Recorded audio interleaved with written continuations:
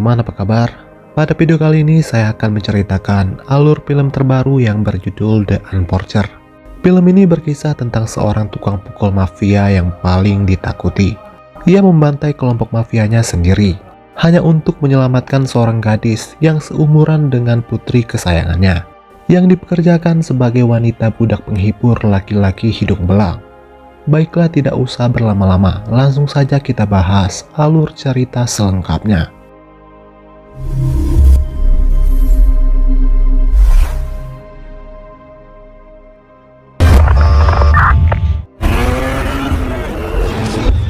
Film diawali memperlihatkan dua orang petarung jalanan yang sedang berduel sengit. Petarung jalanan bernama Ray sempat dibuat tak berkutik oleh lawannya. Namun secara mengejutkan di menit-menit akhir, Ray berhasil membalikan keadaan dan akhirnya ia keluar sebagai pemenangnya.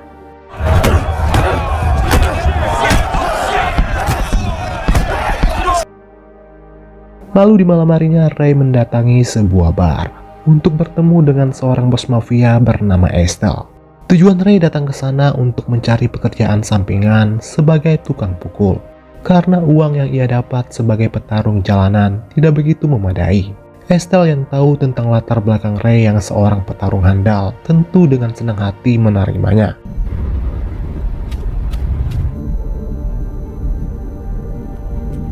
Kemudian Estelle menyuruh Ray untuk ikut dengan kuda. Kuda merupakan orang kepercayaan Estelle. Di sini Ray mencoba bertanya kepada kuda, kemana tujuan mereka dan pekerjaan apa yang akan mereka lakukan. Namun kuda tak menjawabnya, dan dia hanya diam 1000 bahasa.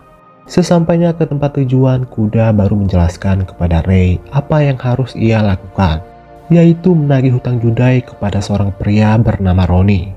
Ronnie dikenal sebagai orang yang sangat bengis. Ia tidak akan segan-segan menghabisi orang-orang yang mencari masalah dengannya. Namun hal itu tak sedikit pun membuat Ray gentar. Inilah yang terjadi setelah ia bertemu dengan Ronnie.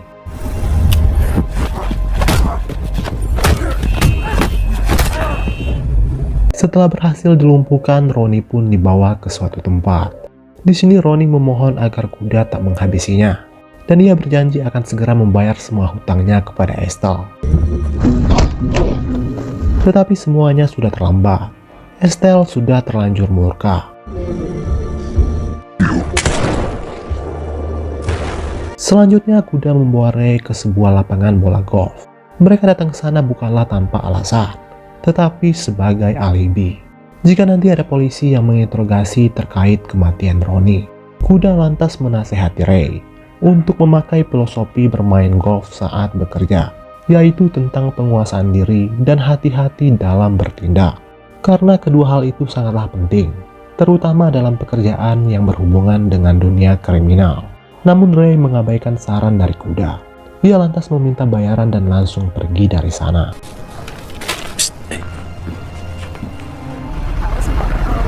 Keesokan harinya kuda menjenguk putrinya di sekolah. Putrinya ini bernama Susan. Terungkap hubungan kuda dan anaknya tidak begitu baik, karena sedari kecil Susan sering ditinggal akibat kuda yang sering keluar masuk penjara karena pekerjaannya di dunia kriminal. Adegan film berpindah memperlihatkan seorang gadis bernama Billy yang ketahuan nyolong aksesori, dan hampir saja ia dibawa ke kantor polisi oleh si penjual. Untung saja kuda yang kebetulan ada di sana dan melihat kejadian itu, ia mau berbaik hati menolong Billy, seorang gadis yang seumuran dengan putrinya. Selanjutnya ia membawa Billy makan di sebuah tempat. Di sini Billy curhat kepada kuda kalau ia sudah tidak punya siapa-siapa lagi. Ia kabur dari panti asuhan karena selalu mendapat perlakuan kasar di sana, dan sejak saat itu ia hidup di jalanan. Mendengar hal itu, kuda semakin simpati dengan Billy. Entah kenapa sosok Billy membuat ia teringat akan putrinya. What is she like? You can give her.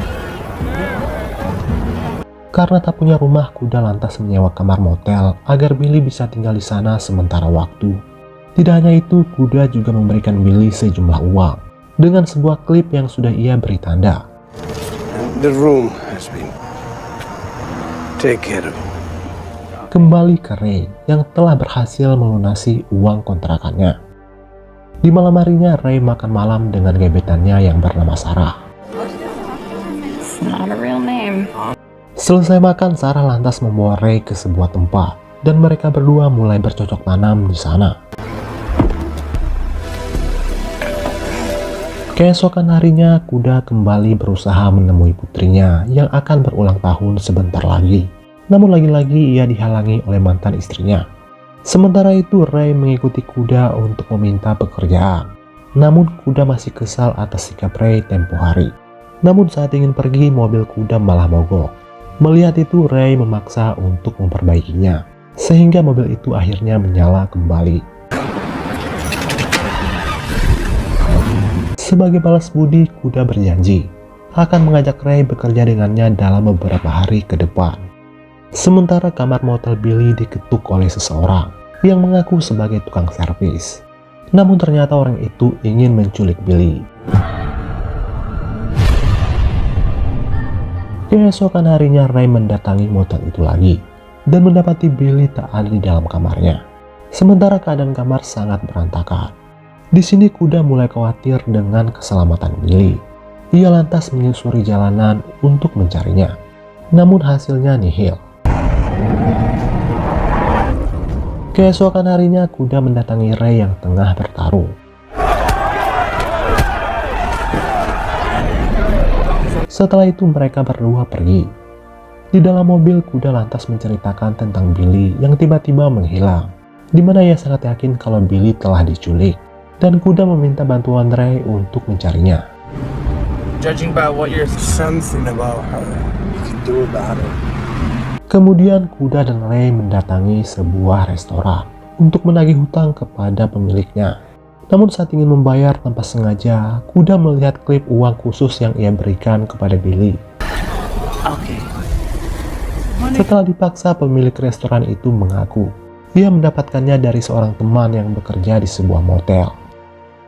Ternyata Sarah pacar Ray adalah gadis penghibur yang bekerja dengan Estelle. Di sini Kuda memperingatkan Ray agar berhati-hati. It's half as much as you think you are. What do you want of me? Setelah itu mereka berdua menghadap Estelle. Di sini terlihat kalau Estelle sudah mulai menyukai Ray. Kemudian Estelle menugaskan Ray untuk menagih uang kepada rekan bisnis haramnya, yaitu seorang bos mafia pemilik sebuah tempat hiburan yang bergerak di bidang perdagangan gadis-gadis muda secara online. Kuda menyuruh Ray untuk mengurus masalah itu sendirian, sedangkan ia punya urusan lain. Kuda. Suit yourself. Have something. Di mana Ray mendatangi si petugas motel untuk mencari keberadaan Billy. Pria ini berkata kalau ia bukanlah pelakunya, tetapi pelakunya adalah seseorang yang bernama Freddy. Tanpa menunggu lama, Kuda langsung mendatangi Freddy, yang ternyata pemilik tempat yang sedang diawasi oleh Ray. Di dalam tempat itu terlihat banyak sekali gadis-gadis muda yang dipekerjakan. Ray menyusuri setiap tempat, namun ia tak melihat keberadaan Billy. Look who it is. Take a seat. Hingga akhirnya ia bertemu dengan Freddy. Namun Freddy tidak tahu kalau tujuan Kuda datang ke sana bukanlah untuk bisnis, tetapi untuk mencari Billy. Dan tak lama setelah itu, Kuda melihat Billy dibawa secara paksa ke dalam sebuah ruangan untuk dieksekusi. Di sini Kuda berada dalam posisi serba salah. Jika dia bertindak sekarang, kemungkinan besar ia tidak akan menang, karena Freddy dan anak buahnya memegang pistol. Setelah mendapatkan uang tagihan, Kuda dan Ray langsung pergi. Di luar, Kuda mengatakan kepada Ray bahwa Freddy lah yang telah menculik Billy, dan ia dipekerjakan secara paksa, padahal usia Billy masih 15 tahun. Akan tetapi Kuda malah nekat untuk masuk lagi ke dalam, untuk melihat sendiri bagaimana gadis-gadis itu bekerja. Ray yang tidak ingin terlibat memilih untuk pergi dari sana. Namun ia tak langsung menemui Estelle, tetapi bertemu dengan Sarah untuk mengasah pedang bawahnya. Selesai bertempur, Sarah melihat tas uang yang dibawa oleh Ray, yang bernilai $1 juta. Much is in there. Sementara itu Kuda mendatangi Estelle dan memaksanya untuk menutup bisnis yang dikelola oleh Freddy, karena ia tidak tega melihat gadis di bawah umur dipekerjakan. Pada saat yang sama Ray dan Sarah sampai ke markas Estelle. Ray Tentu saja Estelle tidak mau menuruti perintah dari kuda, karena hal itu akan membuatnya mengalami kerugian besar. Lalu tak lama Ray masuk dan menyerahkan uang dari Freddy. Dan inilah yang terjadi saat kuda ingin pergi dari sana.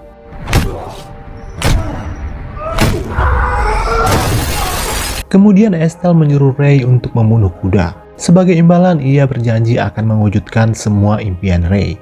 Namun Ray memilih berada di pihak kuda.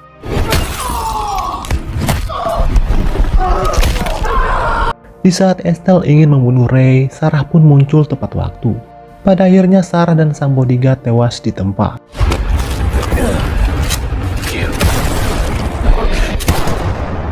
Setelah itu, kuda menyuruh Ray dan Sarah membawa tas uang tersebut dan kabur keluar kota. Dan ia berjanji akan menemui mereka berdua di sana. Setelah urusannya dengan Freddy selesai, Ray berhasil masuk ke markas Freddy setelah menghabisi penjaga pintu depan. Setelah itu, ia membantai satu persatu penjaga di dalam. Namun saat tengah mencari Billy, Freddy muncul dan langsung menembaknya. Akan tetapi saat ingin dihabisi, Billy pun muncul sambil menodongkan pistol ke arah Freddy. Di sini Billy mengira kalau kudalah yang menjualnya kepada Freddy, dan Billy berniat ingin menembaknya. Namun setelah kuda menjelaskan yang sebenarnya terjadi, Billy pun akhirnya berbalik menolong kuda. Setelah itu mereka berdua pergi dari sana dan langsung bertemu dengan Ray dan Sarah.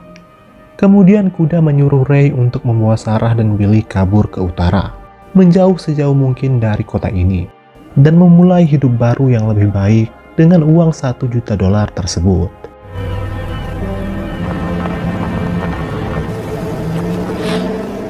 Setelah itu, secara tidak langsung, kuda menghadiahkan mobil miliknya kepada sang putri, yang kebetulan berulang tahun hari ini. Kuda juga menyelipkan kartu ucapan permintaan maaf, serta selembar foto dia dan putrinya saat masih bayi. Di akhir film terlihat kuda mengarah ke sebuah pantai, di dalam keadaan sekarat, dan tak lama kemudian ia pun tewas karena kehabisan darah, dan film pun selesai.